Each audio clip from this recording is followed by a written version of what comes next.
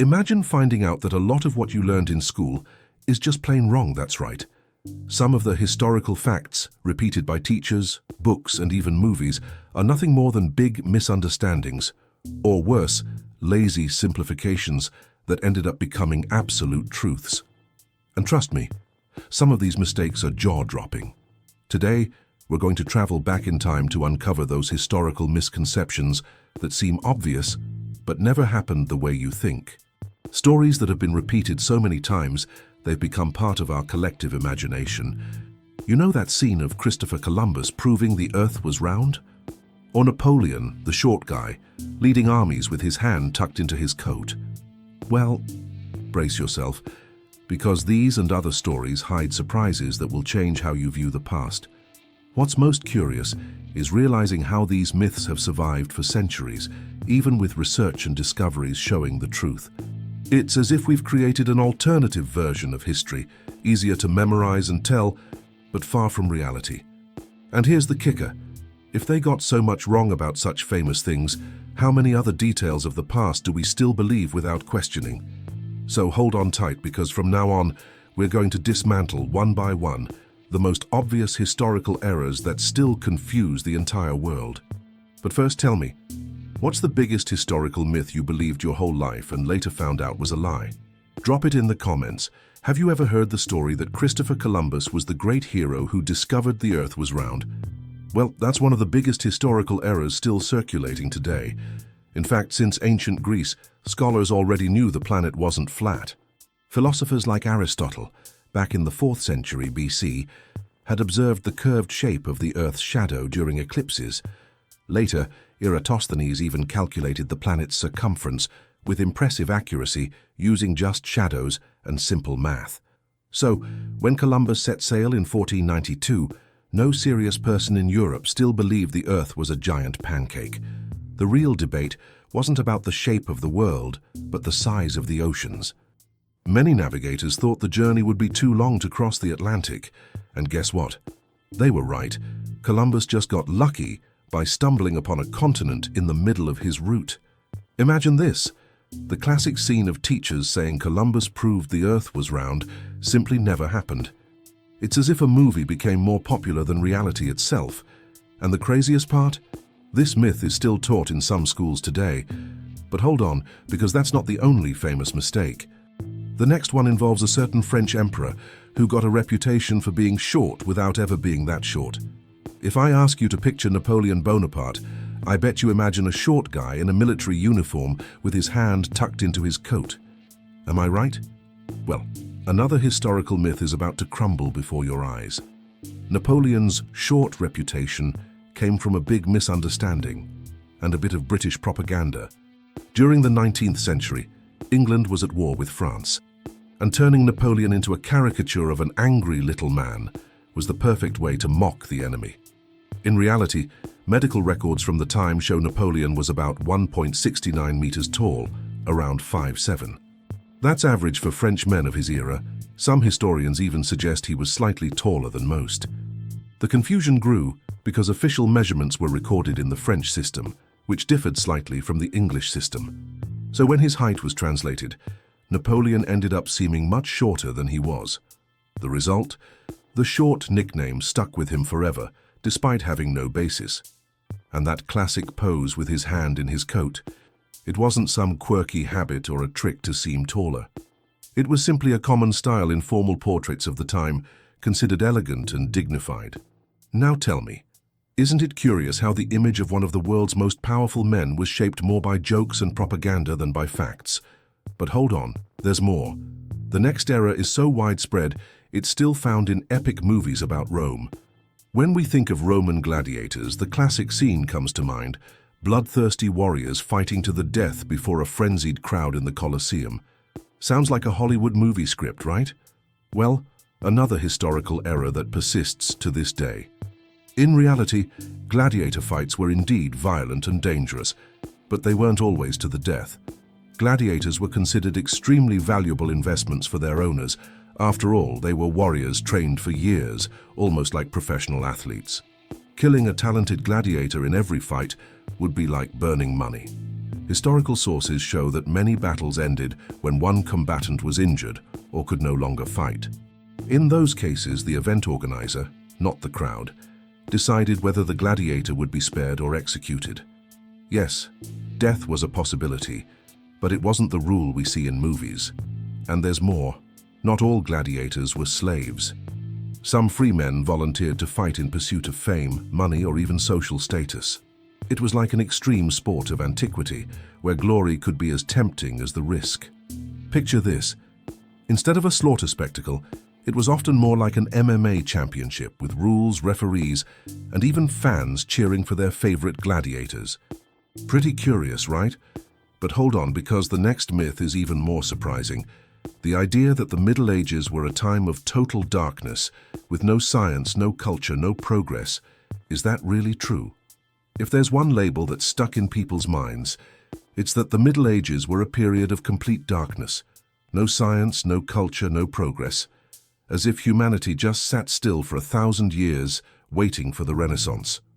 But the truth is, this idea is a huge exaggeration, and of course another historical error that persists to this day. The term Dark Ages was coined during the Renaissance, when artists and intellectuals wanted to promote themselves as the great saviors of civilization. To boost their own work, they painted the previous period as backward and obscure, a cultural marketing ploy that worked so well, we're still repeating it today. But the reality was quite different. During the Middle Ages, universities began to emerge, preserving and translating ancient texts. It was during this time that the compass reached Europe. Movable type printing began to be experimented with, and advances in medicine, mathematics, and architecture flourished. Gothic cathedrals, for example, don't exactly scream darkness, do they? Of course, there were huge challenges: wars, plagues, famine. But there was also incredibly rich cultural production, like Dante Alighieri's literature or inventions, that changed the course of navigation. It's funny to think that while we call it dark, many of the foundations of the modern world were born precisely in that period. And since we're talking about myths that stick in the collective mind, let's move to the next one, the famous story of the apple that fell on Isaac Newton's head and invented gravity. Did that really happen? Who hasn't heard the story that Isaac Newton was sitting under an apple tree when a fruit fell right on his head, and then, bam, he invented gravity? That scene has become one of the most famous in the history of science. But, as you might have guessed, things didn't quite happen that way. Newton did indeed draw inspiration from a falling apple, but it wasn't some cartoonish eureka moment. There's no reliable record of the fruit actually hitting his head. What we do know is that, years later, Newton mentioned in conversations that watching an apple fall in a garden led him to ponder the invisible force that moved both the fruit and the moon. In other words, it wasn't a sudden epiphany, but the starting point for years of calculations and studies that culminated in the formulation of the law of universal gravitation. The apple was just the spark, not the miracle. Let's be honest. An apple falling on someone's head is a much more entertaining and teachable image than hours of complex mathematics. That's why this simplified version became a classroom legend. Now tell me, isn't it amazing how even one of the greatest scientific minds was turned into a character from a children's fable? And since we're talking about simplifications, brace yourself for the next myth. The old tale that we only use 10% of our brains. Is it true? You've probably heard the claim we only use 10% of our brains. It sounds like an invitation to unlock hidden superpowers, doesn't it?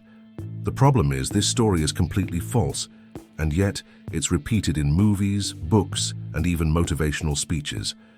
The origin of this myth isn't entirely clear. Some say it stems from misinterpretations of 19th century neurological research. Others believe it came from loose statements by scientists like William James, who spoke of the untapped potential of the mind. But one thing is certain, the remaining 90% isn't just empty space waiting to be unlocked. Today, with imaging technologies like functional MRI, we know that nearly every part of the brain has specific functions and is active at different times throughout the day. Even when you're resting, parts of your brain keep working. So where does the alluring 10% idea come from? Simple. It's seductive, because it makes us believe we have hidden superpowers ready to be unleashed. It's a great narrative for sci-fi movies, but it has no basis in reality. Imagine this: if we only use 10% of our brains, a small injury would likely go unnoticed. But in reality, even minimal damage can have significant consequences, precisely because we use our entire brain. And since we're on the topic of popular beliefs, the next myth is one that might give you chills: the idea that Vikings wore horned helmets in battle. Did they really? If I ask you to picture a Viking, I bet you imagine a burly, bearded warrior with an axe in hand, and of course a helmet with two massive horns. Am I right? Well, another historical error that Hollywood helped immortalize. In reality, there's no archaeological evidence that Vikings wore horned helmets in battle. Excavations have uncovered simple iron helmets, often without any decoration. Practical and functional. After all, no one would go into a life-or-death fight wearing something that could easily get in the way or serve as a handle for an enemy to grab. So where did this image come from? The blame lies largely with the 19th century. During that time, artists and costume designers for operas, like Wagner's famous productions, decided to depict Vikings with horned helmets to create a more dramatic and imposing stage presence.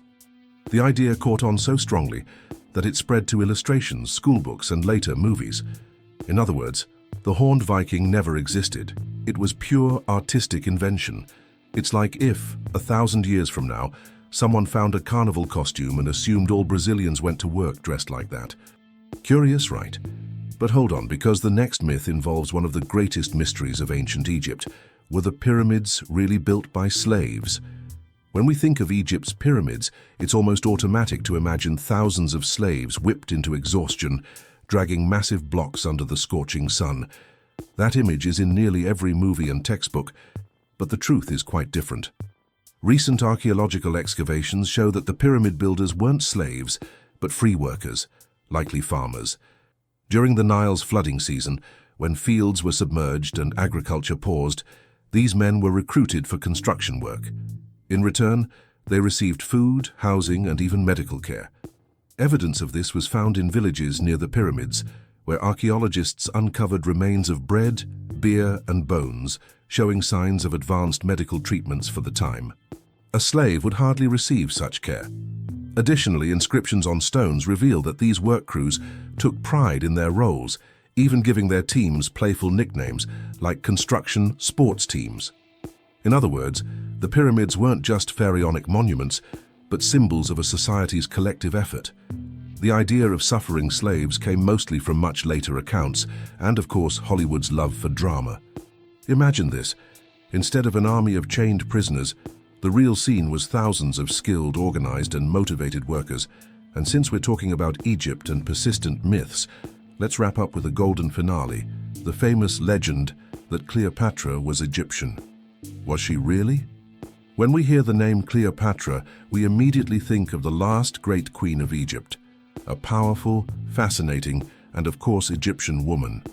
But here's the revelation: Cleopatra wasn't Egyptian by blood. She was part of the Ptolemaic dynasty, a direct descendant of Greek generals under Alexander the Great. In other words, despite ruling Egypt and adopting many of its customs, Cleopatra was of Greek Macedonian origin. Her family had governed the country for nearly 300 years, maintaining Greek traditions, including the language. The curious detail is that Cleopatra was the first in her dynasty to actually learn ancient Egyptian and connect with the local people, something that helped craft her image as a true Egyptian queen. And there's more. The idea that Cleopatra was the most beautiful woman in the world is also questionable. Historical sources suggest her allure came far more from her intelligence, political skill, and charisma than from physical beauty alone. Imagine this: a leader who mastered multiple languages, forged strategic alliances, and held her own in a male-dominated world. In the end, Cleopatra wasn't quite who we imagine, and maybe that's the real secret behind her fascination. Now tell me, which of these historical errors surprised you the most? Share in the comments, give a like, and subscribe to the channel, because we've got plenty more myths to debunk together.